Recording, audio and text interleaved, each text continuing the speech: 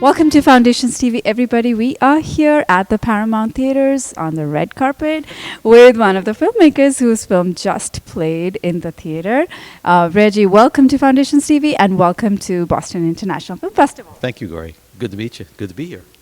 It's great to have you here. So tell us something about your movie. Cocktail Party is based on a novella written by a Japanese writer, actually based in Okinawa. His name is Tatsuhiro Oshiro, and he's won a prize for this book about 30, 40 years ago. So I wanted to do something in Japan. This is my fifth film in Japan, but I wanted to do a film for this film to be a feature film, a theatrical movie. Most of my other works have been documentaries. So I've always been fascinated with Okinawa, and I got a couple of grants and some fellowships, and I spent some time there sort of looking around and figuring out a story. And had the good fortune to meet Mr. Oshiro through a colleague there at the university.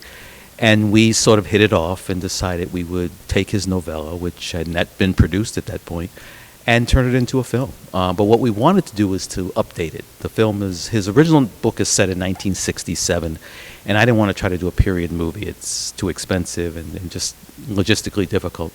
So we decided we would set it now and we would move some things around. So it's really a film based and inspired by the novella. It's not an adaptation of the novella by any means, but it's close to it adheres to the issues of the original novella. And so we're very proud of it, yeah.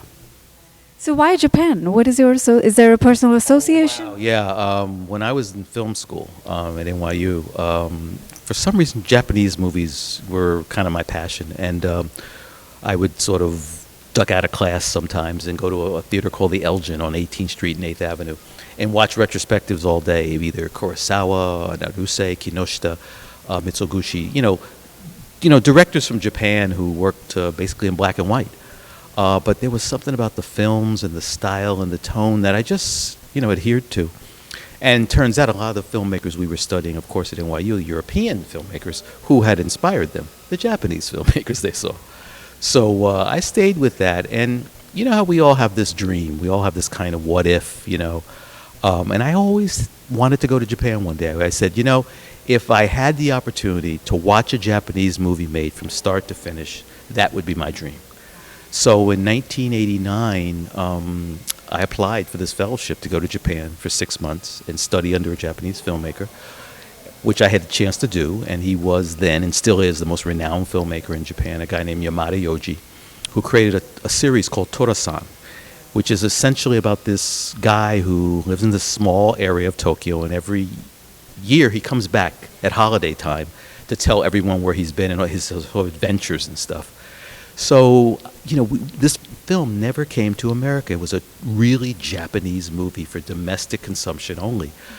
But they made 49 feature films with the same actors. Oh my God. Yeah, and I worked on number 43. Oh. So it was an incredible opportunity. And at the end of it, and I figured my 6 months is over. I'm going to say bye-bye to everybody and go back to being a television director. And, I got this opportunity. They said, don't you have an idea? Don't you have some kind of film in your mind? And I said, well, yeah. And I pitched this idea about the experience of African Americans who I had met in Japan, who had decided to make Japan their home.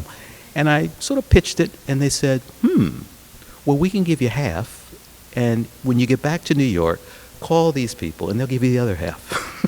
So that was my first movie in Japan. 3 more followed, and then this is the 5th film.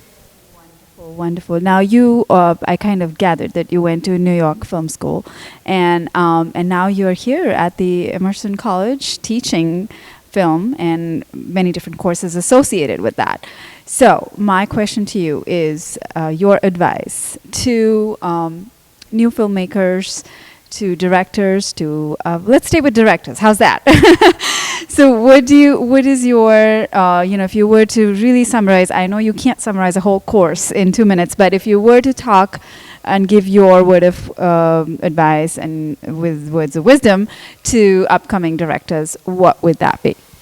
Wow. Being a director to me is 2 things. The director is the visionary. So if I think you've got to always bring a vision. You've always got to bring creativity, imagination, spontaneity, because that's what's going to inspire those people to work with you to carry out and realize the vision that you have for whatever that work might be. And then the rest of it, for me and what I teach here at Emerson are really kind of people skills in a way. How you look at behavior and essentially trust that actors do their homework too and that they come prepared to act or to be is really much better. And really our job is to guide that, not to micromanage it, not to tell them what to do, but to trust that the actor has done their work and we've done our work because the director has to know everybody's job. But the trick is not to do anybody's job, but know their job so you can speak intelligently to them.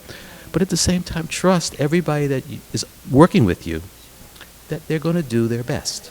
And the way they do their best is by you sharing your vision and inspiring them and letting them know you trust them, do what you do, and if you need me, I'll be here, that kind of thing.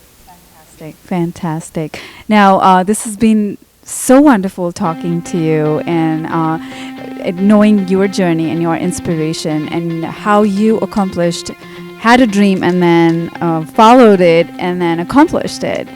Do you have another dream that is formulating in your mind right now?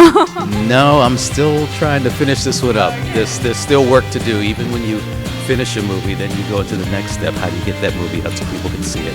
So that's the step we're in now, making the rounds. Yeah. We wish you all the best. Thank you very much, Gordon.